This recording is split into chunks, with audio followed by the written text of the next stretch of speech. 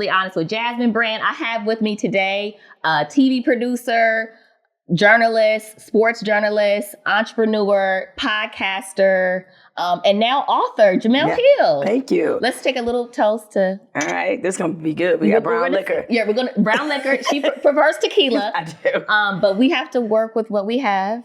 And, you know, life is good, so we'll drink brown liquor. Real vets, no. Yeah. Like, you just roll with whatever. Yeah. Thank you. Okay. Okay. So, I want to jump right in. Mm-hmm. You've been in this sports journalist world for a while. Now, why was the time to do the book? Well, to be honest, I didn't want to do a memoir at all. The market decided, which means money. Okay. You know, being very candid here. Listen, my literary agent told me there was a lot of interest in the publishing world in my book. Mm-hmm. It went to auction. And so, what does that mean, it went to auction? So that means several different publishers were interested in it. Okay, and so you were in demand. I was in demand. That's why I said the market decided. The market decided I was in demand. And obviously I went with the publisher that had the strongest financial offer. Okay. And so seeing that it was this amount of interest, and I've always wanted to be an author. I just did not want to write about me. Okay. I wanted to be a fiction author, right? And so, and I don't want to say that in the past tense. I still do. Yes. And as my literary agent pointed out, this would be a good entry point. Okay. But I'm the type of person that once I commit to something, I'm committed to it. Yeah. So I said, okay, I've committed to writing this memoir, and now that I have, I'm leaving every play on the field to use a sports analogy. I'm just gonna put it all out there and let people absorb it, and knowing that because of some of the tough subjects that I tackle, that of course you're gonna have people judging you and you know, projecting onto you and all these other things. And I was like, I'm okay with that, because if anybody should tell their own story, it's me. Okay. So my next question, I feel like you answered it already. The name of this show is Brutally Honest with Jasmine Brand. I feel like your book is brutally honest. Okay. In a good way. Yeah. Did you initially plan to get that deep, or did it just kind of unfold as you were going through the process? No, I set the intention to get that deep because I thought it was the only real way to tell my story. I mean, if anybody out there has read celebrity memoirs, a lot of them can be quite hollow. Like you feel like they're really trying to make themselves look good. Yeah. I did not go into that with this intention. I went into it with wanting to give people a deeper understanding of who I was and what has shaped me. And some of those things that did shape me are not easy things to discuss. I also know that, especially in our community, there's an incredible amount of shame over some things. Obviously, I talk in the book at length about my mother's addiction. There's a lot of shame over abortion, which is why I disclosed that I had an abortion. So I wanted to make sure to give people sort of a sense of empowerment in talking about these things. So maybe that we can start to talk about them differently than we have been. Okay. Your mother is a really big part of this book. She went through a lot. Yes, we were talking about earlier. She is she makes me so proud, and she's not my mom. Like, she's been through all that. And when you started the book, or, you know, when you talked to her about it initially, was she apprehensive? Because you really share a lot about her. Well, she actually wasn't. She said, hey, this is your story. Okay. And I know that she told me she knows that our stories are very much intertwined, but she felt like I had the right to share my perspective. Now, that doesn't mean that she necessarily agrees with all of the perspective, but she felt like the very least that I deserved was being able to share how I really felt about things. And look, at this point, my mother already in her life has felt very judged. Yes. And so she is, in her mind, she's like, what worse can they say about me that hasn't already been said? And, you know, obviously the public, until basically I went on this book tour, did not know her. Right. But within our own family, within some of our, some of her close friend circles, she's felt that judgment. Yeah. And so that's why she was just like, this stuff isn't going to bother me. I don't even know y'all, so who cares? Exactly. I have people in my family and friends and stuff that have been through the same things as your mother and you and stuff like that.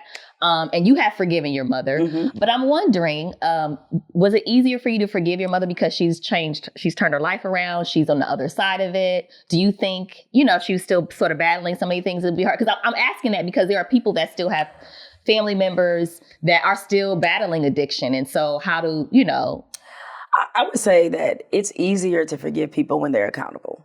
Even though it took my mother a lot of stops and starts with her addiction. And, because her last relapse was like in 2009 or 10. That's a while ago. Yeah, it's a while ago. Yeah. Actually, it was. I think it was a little after my grandmother. My grandmother had a stroke, and it was very severe, and she died within a few months. And when she had the stroke, it was so traumatic for my mother because she discovered her. And my grandmother had been in her house for a few days and had a stroke. I think it was like 2 days she might have been in her house, and she didn't pick up the phone. So when my mother went over there, she saw her, let's just say, I don't want to get too descriptive, in a very horrific condition. Yeah. Right. And so that sent my mother back into a dark, place. And so, but she's always been honest and forthright about anything, and so because of that transparency, her accountability, it made it that much easier for me to forgive her, which I did many years ago. Right. The question that I always have for her is, has she forgiven herself? And I don't think she has. I think that's going to be the hardest part for her to overcome in all of this. Yeah. Because I saw the clip of her doing when you all did the Red Table Talk, and I felt like she was still, it's something like it's a day-to-day sort of thing if she's able to kind of forgive herself and give herself grace and stuff like that. It very much is. And, her and Gammy, Jada's mom, had a moment over that because they both, and this is why I think that conversation was really powerful and really healing for my mother, is, all she's thinking about is the things she missed, and not really like plays or things like that. My mother was there all the time because I was with her, but she doesn't feel like she was present enough. And not only that, I think she looks at what her addiction cost in terms of our relationship. My mother still thinks that we have some unhealed trauma in our relationship. And because of that, she feels like at times I distance myself from her. We're not as close as we could be, even though on my end of it, I don't really see it that way. Yeah. But I think she's just very sensitive to it. And until she can kind of get to a true place of forgiveness, I think it's going to be a bit of touch and go in terms of whether or not she forgives herself. How does your family feel about, because you talk about your family. I do. How do they feel about Well, largely I don't know, because the only person in my family that I sent an advance reader copy of the book was my mother. And this is no disrespect to my father, who has unfortunately made some of his feelings known on his social media about it. Okay. And because of that, I really didn't care about their approval. I don't want that to sound disrespectful. Yeah. But being a writer as long as I have been, I understand very much that you can't write for the audience. You have to write your truth. Whether people respect it or not, or whether they accept it, absorb it, whether they come after you for it, you can't think about that, because then you start writing based off how you think people might feel and not writing what's really in your heart. Yeah. And so that's why I was very careful about who I let read it beforehand, because I wasn't looking to be validated. Okay. I thought the people that I let read it beforehand, like, they deserve to read it, because these are relationships that are meaningful to me, that I want to maintain and preserve and never disrespect. It's why my husband read it beforehand, because I didn't want him to be surprised by any information. He knew most of it. He may not have known a lot of the specific details, right? But I wanted to make sure that certain people in my life, that they had an idea of what was to come. Right. I was going to ask you, and I feel like you kind of hinted to it, like how, you talk about your parents, your biological dad and your mom having kind of abusive and toxic relationship while you were growing up, when they were together. Right. How is it now? Do you talk to your dad? Yeah, I do talk to my father. I think we still have a lot of healing to do in our relationship, just because I do feel like there's been a lack of accountability there. I have forgiven him. And even though I said a moment ago that when there is forgiveness, accountability is kind of right there. But I also would say that that when you do forgive people, you can't go into it forgiving them because you're expecting an apology. Sometimes you have to forgive them for you. And it was just a lot of things with him that I needed to let go. And so, yeah, we certainly talk. And, over the years, as he's going through some experiences, I've been there for him. I love my father. I don't have any issues with him necessarily, but I do think that when it came, my mother's accountability was far greater than his. And so I think that's why her and I, in addition to the fact she raised me, but that's a big reason why our relationship is in a different place. And he and I still have some ways to go. Yeah. In the book, you talk about you were at a neighbor's house and a relative attempted to like rape you or molest you or which was a lot. Right. Which was a very traumatic experience for you. Did it shape how you deal with men or relationships? Your mom was very supportive. Yes, she was extremely supportive. I mean, I would say maybe a little bit, but not a lot. What shaped it was seeing how my mother interacted with men. That more shaped how I dealt with relationships. And I would say, it was hard for me because my mother was somebody who was very practical about relationships, as you read in the book. She's definitely one like can't be no romance without finance. Like that's how she get down. Understood. Right, but I also saw because she felt that way that there was a power dynamic. Because let's be real. Anybody that's like paying all the bills and putting in on it, they expect a certain amount of control. They do, yeah. And I never wanted to put myself in a position where a man felt like he could control me through finances. Right. This isn't to say that, I was looking to be with somebody broke. What I am saying is that I was fine with building with somebody or having more equity in that because I didn't want that kind of dynamic. I talk about one of the relationships I had in the book where it was offset, where I was more of the breadwinner and he wasn't. This is before your husband. This is before my husband. I was, more of the breadwinner and he wasn't. And I lost respect for him.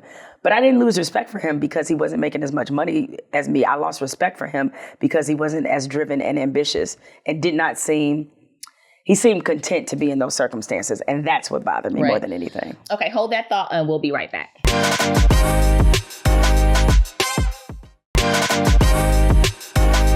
Welcome back to Brutally Honest with Jazz and Brand. I'm here with Jemele Hill. I want to ask you about something I've been hearing you say in different interviews, and you may have touched on it in the book, but you wanted to make a conscious decision to break the generational curse. So, when did you decide that you probably will be the one to do that?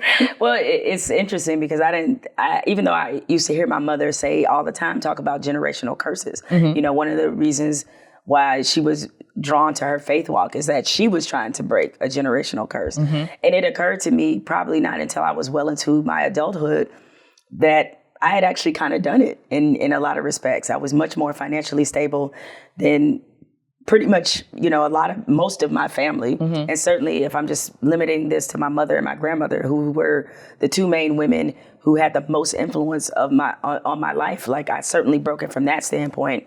I was living a life that was about, choice and really exploring the world and getting able to do things that they could only really imagine doing. And that's part of it as well. I gave myself choices and option, and I was looking for a certain kind of liberation, which I was able to provide myself, which they didn't have, because so much of the decisions that I made to put myself in this position were about doing everything differently than they did. Right. Because I feel like it can go one in two directions. Either you kind of follow the generational curse or you break it by doing something totally different than what has been the pattern in your family. It's the old adage, you keep doing what you're doing, you're going to keep getting what you're getting. Yes. And so seeing their choices, I said, well, for sure I'm not doing hard drugs ever. Right. Okay? Yeah. That's number one. Yeah, that's number one. Yeah. And two is that, especially once obviously got out of high school, I wasn't pregnant because my mother, that was her big thing, having had me at 18. So then that's another one. And so as I just started to really think about it in my mind, like one by one, I was able to break these stigmas and curses that were kind of really systemic in my family. Shifting gears, I want to talk about your career. In the book, you talk about your role models. Were there any Black women in sports journalism that I looked up to? Oh, sure. Like when I was coming up in college, there is a woman, she's in the Baseball Hall of Fame, Claire Smith. Read her religiously because think about we're talking like the mid 90s, a black woman covering baseball on a national level. Think about that now. Right, exactly. Like, I don't even have to take you back to the 90s. Like, Claire was an exceptional writer. Donna Britt, who in DC for the Washington Post, she was probably my favorite columnist, her and Michael Wilbon. Okay. Sensational writers. So even though she wasn't a sports writer, actually she was a city columnist. But nevertheless, like, there was a lot of black women who were writing in different kinds of journalism that I really respected. But Claire, for sure, when it came to sports. Okay. You've done a lot of first, I feel like, and this is a male-dominated industry that you're in, and it's white. Yeah. No, for sure. Like, the white dudes running it. Yeah, they're running a lot of industries, but they are running yours. Yes. Was there a first you weren't prepared for? Well, I really wasn't prepared to be. I wasn't the first. There is a distinction, a slight one. I wasn't prepared to be the only. Okay. Firsts are one thing. Onlys, that's something else, right? When I was the only black female sports columnist at a daily newspaper in North America, right, that was tough. Yeah. And a lot of people might look at that like, oh, that's an accomplishment. It shows how far you came, and and that you're the cream of the crop. No, that shows my industry is trifling. That's what that shows. Because while, yes, I'm a good sports columnist, I'm better than a lot of folks, I'm not that damn good where I would be the only one. So unfortunately, to me, it sent the message that the industry didn't respect people like us, that they didn't see value in our voices and what we could contribute. So I was really disappointed in the industry. And what's more disappointing is that really not a lot has changed. Yeah. So I'm always still, when we're writing stories and I'm reading them and I'm like, the first blah, blah, blah. I'm like, yo, we still doing the first? Right. Like, this is wild. The fact that we never had a black woman that's been governor ever. Stacey Abrams could be the first. Like, that's crazy in 2022. So I understand what you mean. Yeah. In the book, in public, you talked about how you felt like ESPN didn't necessarily have your back in terms of the Trump situation. First of all, do you have any regrets about those tweets? Probably not. Secondly, how do you wish... You answered your own question. Secondly, how do you wish ESPN had handled that situation? The only thing I wish they would have handled differently, like, I understood the suspension. This is like when you even insinuate about a boycott, especially of a league that they have $1 billion deal with, there's going to be some smoke with that. I did understand that I violated ESPN's social media policy with Trump. They don't want you to personally attack politicians, for sure. Got it. What you cannot do is that when you have somebody in that position with that authority, with that machine of the government behind them, you can't let them come after a journalist of yours. Okay. That is, to me, an egregious sin. I come from an old school newspaper background. I think that's an old school thinking. It is an old school thinking, right? And so that's my mentality, because I've worked at plenty of papers where they've had aggressive investigative journalists that have gone after the politicians in that city, because that is what journalists are supposed to do. You're supposed to hold the people in authority positions accountable. And whenever the city government tried to bring the smoke, they had their reporters back. And so when ESPN didn't do anything after Trump personally attacked me, after Sarah Huckabee Sanders, the former press secretary, said what I did was fireable, that's when I knew our relationship was irretrievably broken. So your mother is conservative. What was her reaction to the tweets that you fired off about a former president? It's a combination of being conservative and being old school. Like, she is from, maybe it's generational, but I'll just say from the generation where you respect the office no matter whoever's in it. And so her position was mostly about that.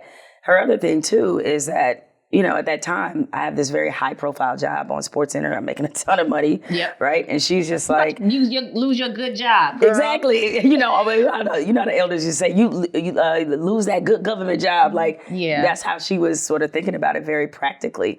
And... as I make no bones about it in the book, it's like, I didn't like the response. I was like, as I told her when she said that about respecting the office of the president, I was like, it's hard to respect it when the person in it doesn't respect it. Yeah. Right. And so, she constantly was asking me like, well, is it worth it? And, don't, I think she thought that because of all of the conversations about Trump at the time, and that have continued, that I was being too influenced by this perception of him, and that I was wagering something that was way too costly and, wasn't worth it. And so I didn't really want that conversation. To be honest, after that is happening and you have what feels like the whole world attacking you. Yeah. I didn't need the lecture, right? Yeah, I needed her to just support. The support. The support did come. Yes. I want to be very clear about that. But initially, I think it was just the shock of it. She just kind of immediately went to opine, and I was like, I don't really need all that. Yeah. So, but also, I'm sure, and she has a different experience, and her daughter is this big TV sports journalist, and she is successful. I don't want anything to jeopardize that. Correct. So I'm sure she's, Yeah, she was thinking of it that way. Thinking of, in her mind, being a protective mother. It's like, you've worked really hard to get to this point, to this platform. Why risk it all for some hot takes on Donald Trump? And I was like, because I got Naomi in me. That's why, Mom. Yeah, exactly. Like, don't act like you don't know the daughter you raised. Of course, I got something to say about this fool. Yeah, that's hilarious. I like in the book that you talk about your career mistakes. Like, you really are very transparent and like, I wish I could be that, transparent. Somebody was interviewing me the other day. Like, can you talk about some of the mistakes you made? I was like, I don't really want to talk about them. Like, But you have to. I think just because there's a lot of young people that I know that watch me, people who want to be journalists, people maybe who aspire to be at ESPN. Yep. And I feel like if you share with them, I'm not saying you have to share everything, but I feel like if you share with them some of the mistakes that you made, you hopefully prevent them from doing the same thing. Yeah, but it speaks to who you are and how transparent you are in this book, because you really detail a lot of things. And one of the funny, I shouldn't say it's funny. One of the memorable ones is what your reference to Hitler, right, in one of your columns. Yeah. What did that experience sort of teach you, overall? Well, as one of my writer friends emailed me, the dictator you use is Stalin. No one ever cares about Joseph Stalin. And I was like, okay, dude, that was pretty funny. Yeah. But no, it taught me not to be lazy. Something that's never brought up, I made a reference to R. Kelly that I think may have been worse than that. Or at least on the same. Did you write about that in the book, the R. Kelly reference? I don't think I did. Yeah, I don't think I put it in there. So this is breaking news. Now everybody's going to go back and be like, let me see what this column said. What did you say? Oh, I don't remember the gist of it, but it was You sure you didn't talk about that in the book? I don't know if I talked about the R. Kelly reference. Okay. I don't know that I did, but I felt like that one was, especially in hindsight, the way it's aged, I was like, oh, that's brutally bad. But in terms of what I learned is that, you can't be lazy when you have a platform like that. You can't be lazy in any platform. Right. It doesn't matter the magnitude of it. And they had asked me to do an off-day column. This is when the Lakers and Celtics played, and this was back in, I think, 2008.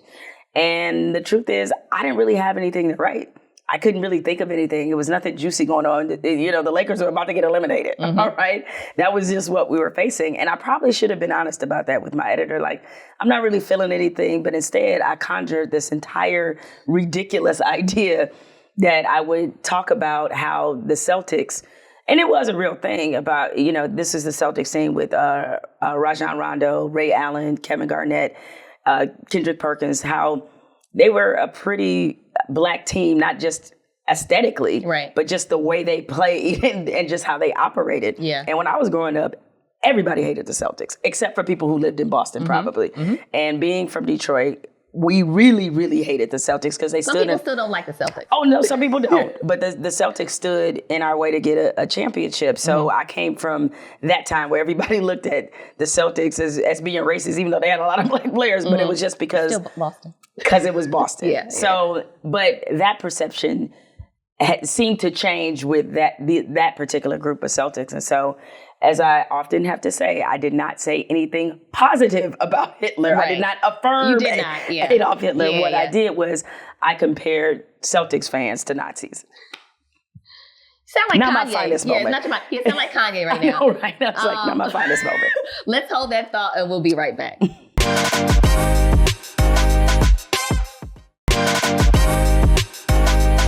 Welcome back to Brutally Honest with Jasmine Brand. I'm here with Jemele Hill. One of the things that I appreciated in the book was you sharing your personal story about having an abortion. Mm-hmm. And here's why. Obviously, there's this whole conversation that's going on across this country about limiting women's rights. And I noticed and even you said in the book that sometimes when we talk about having abortions, we use examples like, this is the reason why, because I got raped or incest or whatever. Extreme examples. They're extreme examples. Yeah. And I think it's very rare that women publicly talk about, I had an abortion because I didn't want to have a child. Just period. Like I just had one. And I appreciated you talking about that. What was the reason? What was the motivation behind you sharing something so personal? It was also is part of my story, one, but also what you said is that I was tired of the conversation. And I'm not saying that there doesn't need to be a conversation around the trauma aspect about why women having access to abortions is right. Right. Beyond just the rape and the incest, there are women who medically need them because of they've gone through a traumatic childbirth or something wrong has gone there. So that very much, all of those things should be a topic of conversation. But then there's other women who use this option because they could, because they felt like having a child would be too big of an interruption, maybe because they felt like they couldn't afford a child, whatever it may be, just trying to change the picture a little bit about who people think deserves access to abortion and who people think have abortions. And what's really shocking to me is that, because I use excerpts from the book in a piece I wrote for The Atlantic about why I had an abortion. There were so many women in the business who contacted me and told me that they too had one and that they've been so afraid to talk about it and that they were able to gain a sense of empowerment. That didn't mean they were going to go around telling the world, but it just made them feel better. Because another thing that happens sometimes when you have an abortion is that you feel guilty for not feeling guilty. Right. And I went through that period for a while. Like I never regretted it one single day. And I wondered, like, is something wrong with me? Do I just not have a heart? Because the narrative is that women who have them regret them and that they live with this pain. And that's not to say that there aren't women who do. Yeah. But my story didn't fit that narrative. So I wondered, for a while, was there something wrong with me? Yeah. Full transparency. In my late 20s, I had an abortion and I didn't want to have a child. And I didn't, who I was pregnant by, I didn't want to be pregnant by. But, Same. so it wasn't deep for me. Right. I did not feel bad afterwards, but no one ever talks about it publicly. Me and my girlfriends talked about it. Like, I'm cool, but it's something that women don't talk publicly about. So I appreciate it. When I was like, I appreciate her. Because usually when we get examples, it's something extreme. And I feel like it adds value to a different part of why women decide to make this choice or whatever. Yeah, exactly. Because when people are arguing about this very volatile issue, it's always because they sort of have that perfect victim mindset of that, just like in our rape culture, that they have like, the only people that deserve justice are the women who are virgins and this happened to. And it's like, no. Right. You deserve justice just because you were violated. Full stop. Yeah. And so I feel like with abortion, it's a very similar And narrative. I feel like the more we talk about it openly, I think there may be a better understanding. Yeah, it removes the stigma. Yeah. Okay, so let's talk about something more positive. Okay. Let's talk about love. I'm gonna love this pivot, hopefully. Okay. Let's talk about your relationship with your husband. Were you apprehensive about some of the things you shared about your previous relationships and him seeing it? I mean, obviously he read the book before. Yeah. It was public, but were you apprehensive? Unless I put in there like I still love this dude or something, I think. Right. And I think I was mostly fine. He knew about all of the relationships that I disclosed in the book. And, even like you never know, because sometimes, when you have a partner, you never know exactly like what the things you shared, but like maybe you didn't go in depth about a particular, like, oh yeah, we used to fight about money, but maybe you didn't say, well, this one time he did this. And so one of the reasons I wanted him to read the book is so that he was fully aware and fully abreast, even though he generally knew the cliff notes of all of those relationships that I talked about. Okay. All right. So I want to talk about your 30 for 30 project or documentary you're working on with Colin Kaepernick. Spike Lee is the director. You're executive producer. Correct. What can we look forward to in terms of that particular 30 for 30? Well, the main thing is that people should look forward to the fact that Colin is saying everything that happened to him, everything he's experienced in his own words. And it's been so long, I think, since the public has like really heard from him. And, what he's experienced, what he's gone through, what his life looks like now. I think people will be it will be very compelling. Okay. And so, yeah, I mean, it's an extraordinary project. Spike Lee has been wonderful. Colin's been exceptional.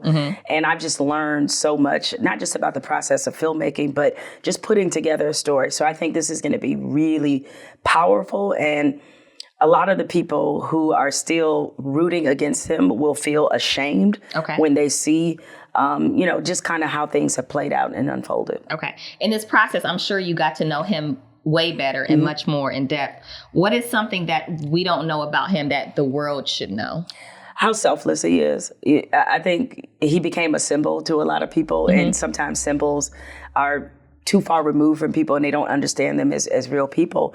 But Colin is very selfless. He's very intentional.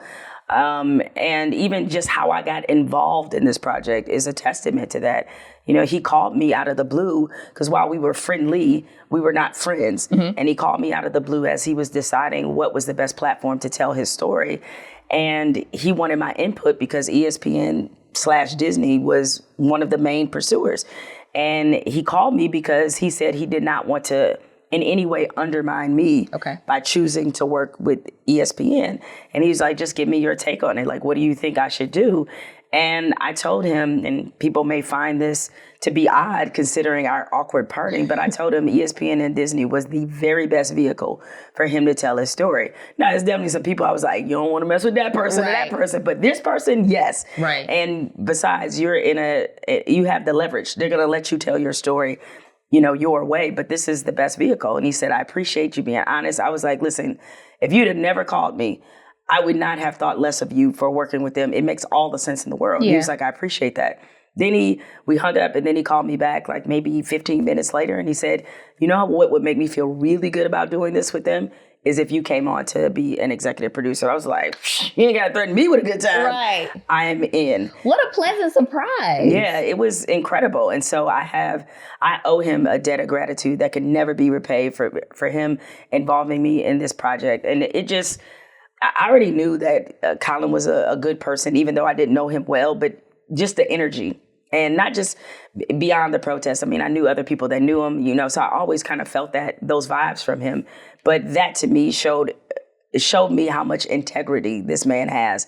And in getting to work with him, like you see it in just everything that he does, just super intentional about empowering Black people, very intentional about this. And I think that's extremely admirable. I don't know if you remember this. I interviewed you during the pandemic and I asked you at the time if you thought he would ever be able to come back in the NFL. And I think you said no. Do you still feel the same? Still my answer. You think it's over? I do think it's over. And it doesn't give me any joy to say that. It's very sad, actually.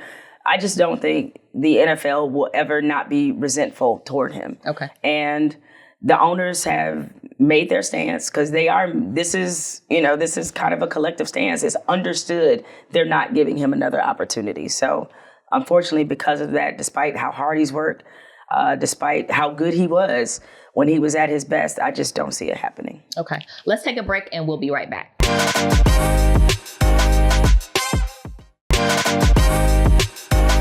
Welcome back to Brutally Honest with Jasmine Brand. I'm here with Jemele Hill. I want you to tell me about the Unbothered Network. So I'm really excited about this. It's a partnership I have with Spotify. Obviously, my own podcast is exclusive to Spotify. But as we saw all these conversations that we were having in this country back in 2020 about race and, what can be done to better support Black creators, especially. I approached Spotify with the idea of a podcast network just for Black women, featuring obviously Black women podcasters. That was most importantly Black women led, right? Because there's a lot of products that purport to be for Black people that are not Black led. Yes. So in everything in terms of production, decision making, all of that. So they said yes, which was great. And the first week of November, we have our first podcast launching on there. It's a podcast called The Black Girl Bravado. Okay. And who's on that? These two sisters, Germany and Brittany, they're amazing. It's a wellness. I would put it in the wellness camp, but they discuss self-love, self-care, relationships, And it's very much giving homegirl vibes. So this is different because you sold me. They shoot very straight. And then the second week of November, our first original podcast, because the Black Girl Bravado was already a podcast, but we licensed it. The second podcast we're launching is our first original. It's called Sanctified. And the hosts are Deborah Joy Winans, yes, of that Winans family. Yes. Charity from Greenleaf, y'all know who I'm talking about, and Levon Briggs. And this is looking at the taboo topic of how Black women worship. And so it's not, it's churchy. It sounds very churchy. It's churchy, but it's different because they're talking about the things you talk about in the pews and out of them. So abortion, marriage, sexuality, all these topics they're hitting on because there's a lot of Black women now who definitely feel like they have a strong faith, but don't fit in the church. Yeah. Right? Because that's kind of how I feel sometimes. Exactly. Yeah. And this is for women like you because, you look around at church membership and it's overwhelmingly dominated by women. Yes. Church leadership is not. And that's a problem. Which is wild. Very wild. And so they're going to talk about, they're going to get into it. I listened to the first. They're going to get into some things. I listened to the first 2 episodes. And when I tell you I laughed, trust me when I tell you, y'all have never heard the story of Ruth and Boaz this way. And I'm going to just drop the teaser. It involves oral sex. Y'all have never heard this. Not with Ruth and not with Boaz. I ain't going to even get into it. Okay. I'm just telling you, y'all need to listen to this. The podcast is called Sanctified. Sanctified. Yes. Exclusive to Spotify. Is your mom going to listen? It might be too much for her. It might be too much for her. It might be too much for her. Luckily, they wouldn't have a phone line because she'd be burning that. Burn the thing up. You and Carrie Champion, who was your good friend, had a show together. Are we going to find a new home for that or what? We don't know yet. Okay. Yeah, everything is still kind of up in the air. I mean, we were on Vice. Obviously, we were both on CNN Plus and, grand opening, grand closing, which it had nothing to do with us, right? I mean, this is what happens when new management takes over sometimes is that, they shuttered the whole thing. And so I think we'll always try to figure out a way to work together. And it really is disappointing because this was going to be a very different kind of show. And we had already started shooting and we're in production. And unfortunately, it's like, lost footage that'll never be seen because we were having some fun, going to weed growers and like. What I saw, I liked. Oh yeah, we were definitely having some. We was in the streets. Yeah, we was outside. Y'all was outside. Yeah. Okay, switching gears, I want to ask some sports questions. Okay. All right. What are your thoughts on Kanye's Donda sports? So, I know we don't talk. I know we're all talked out about Kanye, but this is sports, so I feel like you know. I mean, I'm confused by the school, by the sports. Like, I know he has an agency. Obviously, there's some athletes that have already announced that they are leaving the agency. Yeah, so I wanted to ask you, how do you feel about these big athletes that jump ship, like Aaron Donald and Jaylen Brown? I think was the other one. They have to protect their brand. Yeah, like the moment there's some toxicity that is associated with somebody like him, the way at the high level it has, like these guys are trying to be marketable. They're trying to make money. And you would be naive to think they were not going to run into a situation where a company might want to mess with them, but didn't want to mess with their representation because they didn't want to look like they were in any way supporting Kanye West. So they made a business decision as far as I'm concerned. Okay. Over the past few years, and longer than that, we've seen push for more women in sports.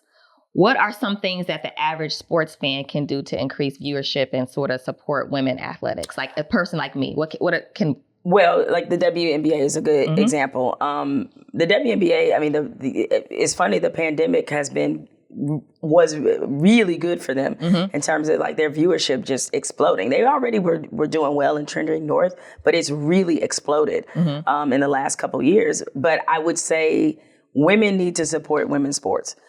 Like most of the women's sports that are on ESPN, the viewership is primarily male, like overwhelmingly male. Right. Whereas you look at something like the NFL and it's almost split in terms of fan support between men and women. Right. Those same women need to watch women's sports.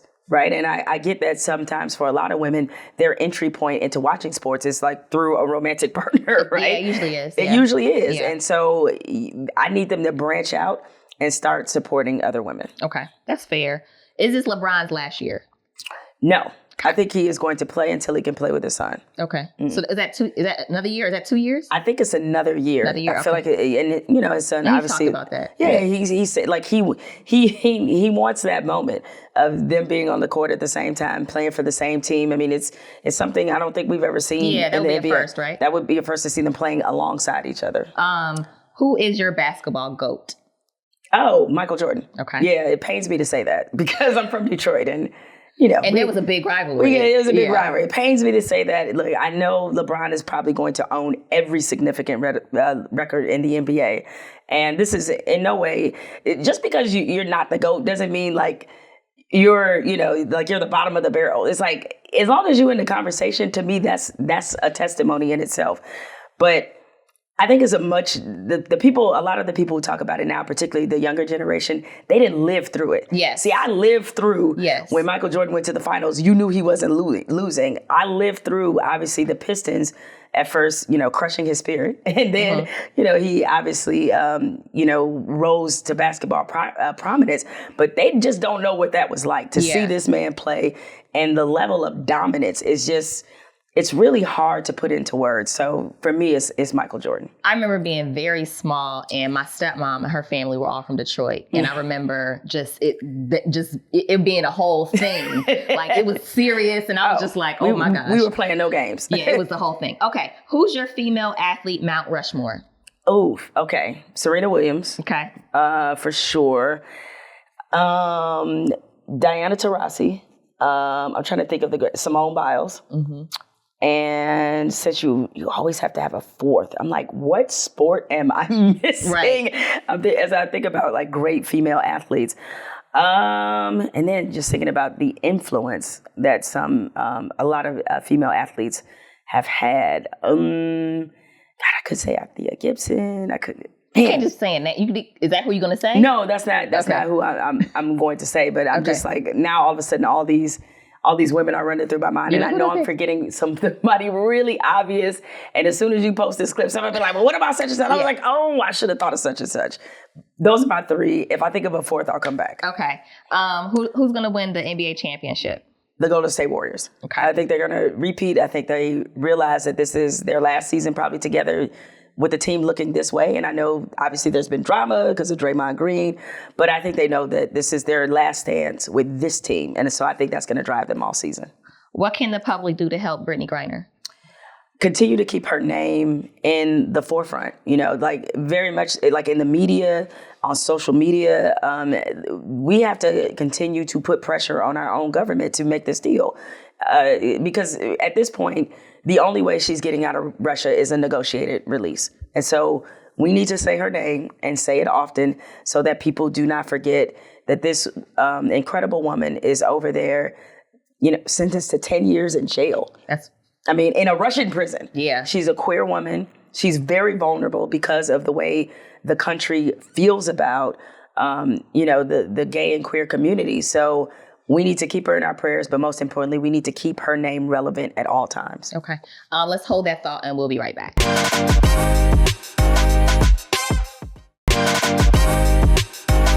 Welcome back to Brutally Honest with Jasmine Brand. I'm here with Jemele Hill. I have some general life questions to ask you. Okay. Has nothing to do with anything. They're just all random. Okay. Okay. So what keeps you up at night? Oh, what keeps me up is always thinking I missed an appointment. Like my mind is like it just is running sometimes at night. I'm like, did I miss something? Did I not do something? So it's like I'm literally in my mind going over my calendar or going over something because I have fear of mismeeting or fear of I'm supposed to be somewhere and I didn't know I was supposed to be there. So have you ever missed a big meeting? I'm sure I probably have, but it hasn't been any recently that I've known of. So my calendar controls me sometimes when I'm laying in bed at night. Okay. What's one vice you wish you could give up? Potato chips. I love chips. What kind of chips do you like? So, I mean, barbecue anything, I'm in. And sometimes this is... Do you like Utz? Love Utz. Okay. Oh, look, Don't talk to me about the crab flavored ones. Yeah. And you're here where you need to get them too. You know what I'm saying? Yeah. So it's like very much what chips you love. Yeah. I think it's such a regional decision. Like there are chips in Detroit, Better Made chips that are like never heard of them. Yeah, it's a Detroit thing. Okay. So they have these Better Made hot chips that are incredible. Better Made barbecue that are incredible. Okay. Also like Jay's hot chips. Never had them. I like hot chips though. I love hot chips. I heard does Detroit have good pizza? Great pizza. Okay. Yeah. We're in there. New York, y'all don't want none. Okay. Detroit is so Detroit. Wherever y'all go, y'all are so Detroit. We go Detroit wherever we are. Yeah, y'all be Detroit. Listen, it's because we're never looked at as like the cool city. I mean, I think a lot of that has changed, definitely in the last like 15, 20 years. But when I was growing up, Detroit was only on the national news for the murder rate. And the Halloween. And because the Devil's Night. Devil's Night, yeah. Because, I mean, it was a very awful tradition they had in Detroit of burning down all the abandoned houses. So, like, there were some years, it was like 600 fires in the city right before Halloween. So, because we have this stigma, that's why people from Detroit put on for Detroit as hard as we do. Y'all go really hard. We do. And we want everybody that comes to Detroit to love the city. So we will you will get the best tour of your life. Listen, I've been to Detroit. With Ange a few times. Oh, Angela, yeah. And so our adopted Detroit sister. Yeah, she's like Detroit adjacent at this point. Yes, she got the hair. She got a lot of stuff going on there. So she's like, "Why don't you come to Detroit?" I'm like, "I'm not trying to go to Detroit, but we have a good time." See, I eat good when I'm there. Our food game is tight, and people don't realize just the variety of food you can get in Detroit because we have very cool ethnic enclaves. So like, but y'all have your own style, rap flow. That's right. It's we our own language. We wear what mink. Up, though? What up though? We wear mink coats to the movies. That's like and to shades, the shades. Which makes sense because earlier I was like, "Oh, those are nice shades." To Detroit, that's the Detroit in you. It's all making sense to me. Okay, moving on. Yeah. What's the best compliment you've ever received? This just came to mind. So the first time I went to the White House, and yes, that was a flex. I said first time. This is when Obama. I've never been. That's why. This was when Obama was in office. Clearly, I would not have gone the last administration. Yeah. So the first time I got invited to the White House, and we're in the receiving line to meet President Obama and First Lady Michelle Obama, and as soon as I go to introduce myself, Obama like grabs my hand. He was like, "Oh, from my favorite sports show," and I was like, "Oh my God, Obama watches. He knows you. He knows who I am." Yeah. And then Michelle, who was so gracious, she gave me a great hug, and my soul may have left my body, but that's beside the point. It probably did. Yeah. I was floating from above, and she was just like, she was like, "Me and Barack watch you all the time, and I just love the way that you give it to those men." And I was like, "Oh my God, is this happening?" She's like that, a girl. I love that. Okay, I love that story. If you weren't in this world, in this arena, in terms of your profession, what else would you be doing? I think I'd be a lawyer. I can't do math, so it would have never been anything math related. Respect science. Don't love learning about science necessarily. Okay. So considering that so much of the last portion of my career has been about, proving your point and writing columns, my opinion, feels like that's a good place for a lawyer to be. Okay. Who's the last person you texted with? Oh, it was my team at Unbothered. Sorry, it's not anybody cool. Okay, that's fine. It's a team, Unbothered team, was it? When is the last time you cursed someone out? Dang. I mean, not professionally cussing people out, but not actually using the swear words. I mean, it's been a long time. Okay. When's the last time you were cursed out? It's been a long time. Like, I'm just like, I don't Beyond think. that. I think maybe in my youth. Okay. Yeah, that might have been. Some people's like every other day, so somebody cussing me out. I was like, it's probably like my mama, to be honest. Yeah, I was thinking about my dad be going. Right, I was like, it was probably for no reason. It was probably my mother back when I was a kid. What trend in sports journalism would you like to see end? Everything isn't a debate, right? It just like immediately, as soon as somebody achieves something great, it immediately shifts to a debate type of narrative. Like, was this the best ever? Or was such and such better than such and such when they did? And it's like, can we just enjoy that we just saw something great without it turning into everybody arguing? Yeah. I do feel like as a spectator, we do expect the debate I think we're less, I think sports fans are less appreciative than they used to be. Yeah. It used to be you could sit down and be like, oh, wow, that guy just, scored 30 points. That was really amazing. Now it's like he scored 30 points, but it wasn't as good as when such and such scored 30 points. It's like, this is nonsense. Yeah. What do you want your legacy to be? Well, I mean, this is probably going to sound kind of corny, but I think I want my legacy to be service, right? Is that I've been able to accomplish some really cool and amazing things in my career. I've had some great individual moments, won an Emmy, won a couple NAACP Image Awards, all kinds of awards and accolades I've been able to achieve. And that's great. And I'm happy that I was able to receive validation in that way. But if I do not leave here having left something, specifically for Black people, even more specifically for Black women, if I've not aided in changing things in the industry in some way that is of magnitude, then I would be sort of disappointed in myself. Okay. Now, I know that's a huge undertaking. Yes, I'm not saying that when I leave, if, sports media all of a sudden isn't 85% white men, that I'm going to feel bad. It's not that. Right. But that was why this podcast network was so important, because that's something that I want to be able to stand the test of time, that I want people to, when it's successful, not if, but when it's successful, for people to say, this is not just, this isn't about charity. This is good business to amplify Black women. And so I need to leave something like that is of help and of service to other Black women. Okay. If you had to pick one song as a soundtrack to your life. Oh, God. What would it be? Yes. Mary J. Blige is My Life. My life, in the sunshine. And if you could ask God one question and he'd answer loud and clear, what would you ask him? I wouldn't ask him anything about my own life. You're so unselfish. I know, but it's like a mystery. Like, I would want to know. I mean, what? Like, I would want to know, like, who really killed JFK? Like, what was the conspiracy behind? Like, I would want to know those kind of things. Like, okay, who was behind Biggie being murdered? Like, that's what I want to know. Like, you can fill me in now, God. I need to know these things. So probably really annoying questions like that. I wouldn't be like, hey, why'd you send me through that in 8th grade? It's like, like tell me who killed Tupac. That's what I want to know, I think that's a first. Does everybody else say something personal? Deep or something? Yeah. I know. Not you. Not me. I was like, I want to know this.